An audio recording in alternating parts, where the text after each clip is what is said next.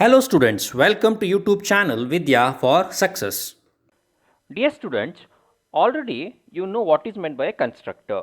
Constructor is a special member function which is used to initialize objects of a particular class. Why we are be using constructor? The reason is while working with a particular program, we might miss out initializing some of the variable values or data member values. So if this is done, then there will be a wrong result.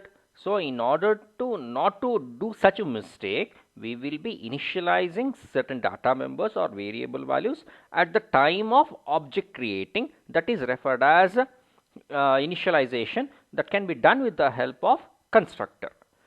So there are different types of constructors that can be used in our program, and also in a program we can use any number of constructors. There is no restriction on that.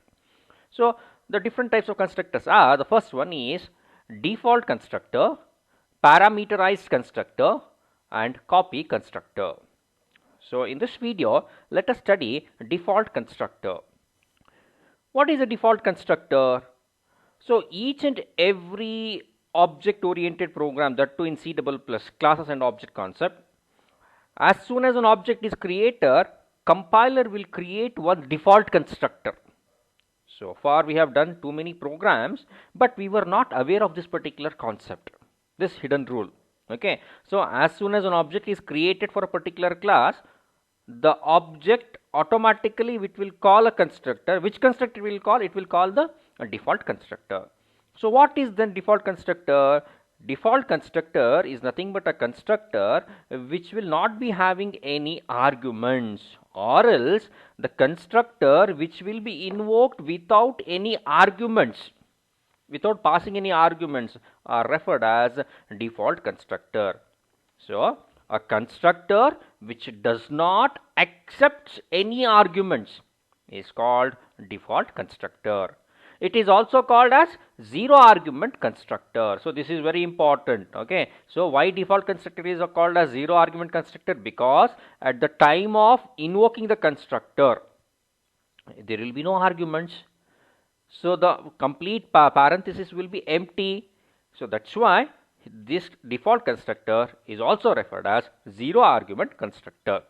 Next, followed by this, a default constructor function initializes data members with no arguments. Okay, what is the use? When are we going to consider default constructor? So in certain programs, we need to initialize some data member values, but for that we will not be sending any values as an argument, but within the constructor we will initialize certain values. For example, program to find sum of n natural numbers, where before starting up to find the sum of n natural numbers, what we will be doing? We will be initializing the sum value to 0, isn't it? But we will not be passing that as an argument. 0 will not be passed as an argument, but instead some value will be directly initialized with a particular value, 0 value here. Okay, so here the default constructor function, what is made? It is used to initialize the data members with no arguments. Next, we need to understand certain features of default constructor before using them. Okay, so the first feature is default constructor function initializes data members with no arguments.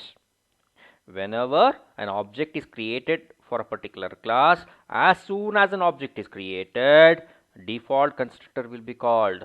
So what is the function of the default constructor?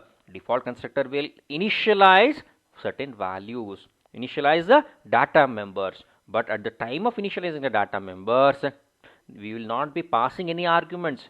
The default constructor, it doesn't work with any arguments, so simply it will initialize certain values. That's the first feature we need to understand. Okay, next, it can be written in the public section of the class. This is very obvious, we know this concept, all because constructor will be invoked implicitly, automatically. No one is calling the constructor. So when the object is created, automatically by itself the constructor needs to be called. If this need to happen, then where we need to place the constructor? Always it should be kept in public section. The same thing follows for default constructor as well. So default constructor will be kept in public section.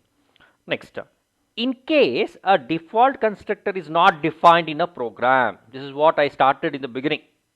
Okay, so in case a default constructor is not at all there in a program, we have not used constructor concept. So then what happens? Then the C double compiler automatically generates it in a program.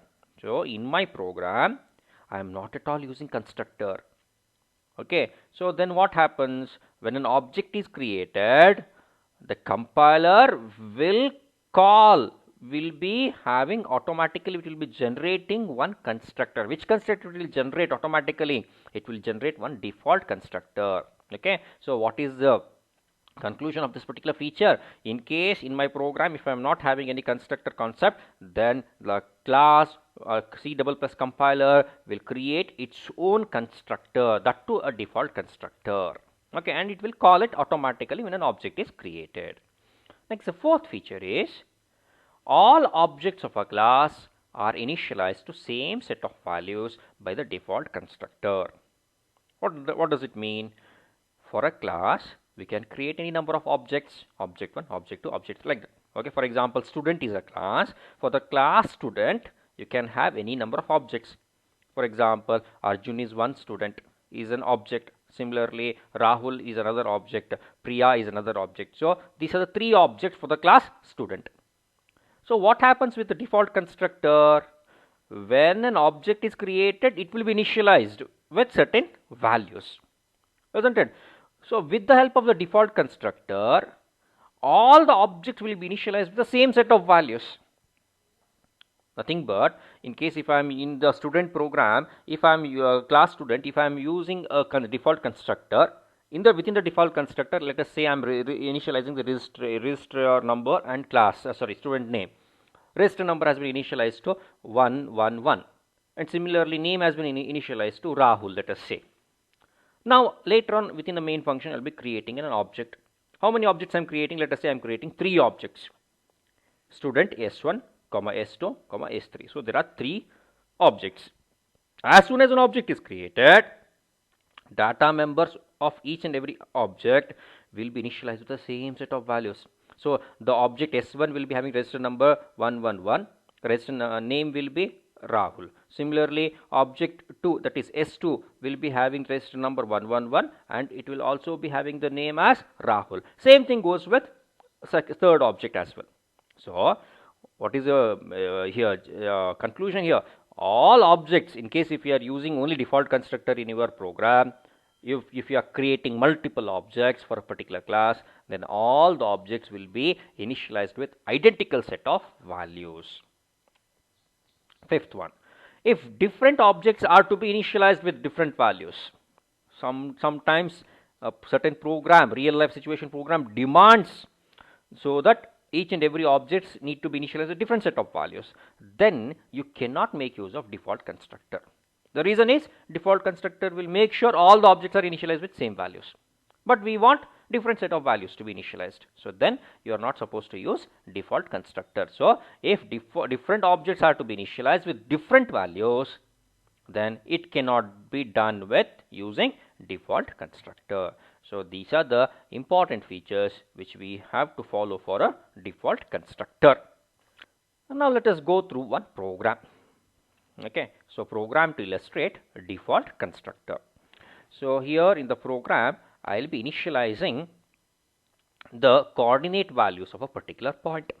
So as you know, on an xy plane, if you put a point, that particular point will be having a coordinate value, x value as well as y value. Sorry. So as soon as we start a particular program, we would like to initialize these point values with value 0, 0. Nothing but we are saying that in the beginning the point is lying on the origin.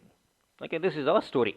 So how to start with the program? First of all, we will be including the iostream.h header file, followed by we will be considering a class by the name point. Okay, so what is the name of the class? Point. The class point is having data member x and y of type integer, and they are kept in private access specifier, followed by within public access specifier. Please notice here we are having a function. What is the name of the function? Point. Function name is same as the class name. So nothing but this is not an ordinary function. This is a constructor. It is a special member function. It is a constructor, because what is the feature of characteristic of constructor? Constructor name will be same as class name. It will not be having any return type. It can take arguments, but here we are not considering arguments. Okay, so by going through this name, we can say that this is a constructor, same class name. Okay, but as you can notice here, there are no arguments. Okay, so there are completely empty parentheses, there are no arguments. That's why default constructors are also called as zero argument constructor. Will not be passing any arguments. So within this constructor, what we are trying to achieve? We are trying to initialize these two arguments x and y. Okay, so the arguments x the data member x and y will be initialized with the value 0. That will be done with the help of a default constructor. So why we will be using constructor? In our program, we might miss out initializing some values which will lead into a wrong result. So in order to get a proper result, what we will be doing? We will be initializing at the time of creating an object. We will be initializing the data members at the creating the object. So this is what we have done here. We are initializing the data member x and y using a default constructor. How can you say that this is a default constructor? Because there are no arguments. So no arguments means it is a default constructor. Next, followed by this, another member function, void display coordinates. Within this member function, we will tell the user what is the x coordinate value and what is the y coordinate value. So cout x coordinate is equal to x, cout y coordinate is equal to y, and line. Okay. Next, these are the instructions kept within the class. So class is completely declared. Now followed by this, within the main function, void main function, within the braces, for the class point we will be creating object. Okay, so please notice here we will be creating object. What is the constructor concept here? As soon as object is created, when the object P is created, the constructor, default constructor will be automatically called. No one is going to call it automatically by itself. It will be invoked. Okay, so as soon as object is P is created, so the default constructor will be invoked. As soon as it's invoked, the data member x and y will be initialized with the value 0, 0. Okay, please notice here we are not calling this function p dot point. We are not calling. We are not going with such an instruction. So after creating the object, now we would like to know what is the value of x and y, coordinate value of x and y. Okay, so that's why we need to call display coordinates function. You cannot directly call it, so we will be using the assistance of object. So object p dot display coordinates, will be calling the function. As soon as we call the function, control is transferred here, so then these statements will be executed. Okay, so here we will be closing the main function. So this is the program to illustrate default constructor. Now let us go through the output. What is output? So as soon as an object is created, data member x and y will be initialized with value 0, 0. Later we will be calling the display coordinate function. So this will be the output. X coordinate is equal to 0, y coordinate is equal to 0. In case if default constructors are not there, then what happens? Then x coordinate value will be some garbage value, y coordinate value will be some garbage value. Okay, so I hope you are understanding the concept. Next, disadvantages of default constructor. Are there any disadvantage? Yes, there are disadvantage. What is the disadvantage? First disadvantage, when many objects of the same type are created. When many objects of same type are created. For a particular class, you are creating multiple objects. Okay, so then what happens? Theory, all objects are initialized with the same set of values. Is it good? Maybe in some scenarios, in some real life situations, yes, it is good. But in other concepts, it is a typically wrong concept.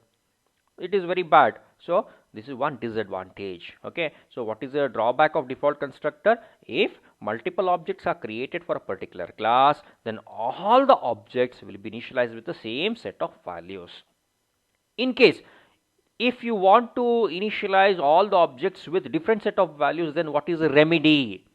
So then the only remedy is don't go with default constructor. Okay, so it is not possible to initialize different objects with different initial values using default constructor. So in case if you want to go with different set of values for each and every object, then do not use default constructor in your program. Go with some other type of constructor. Thank you.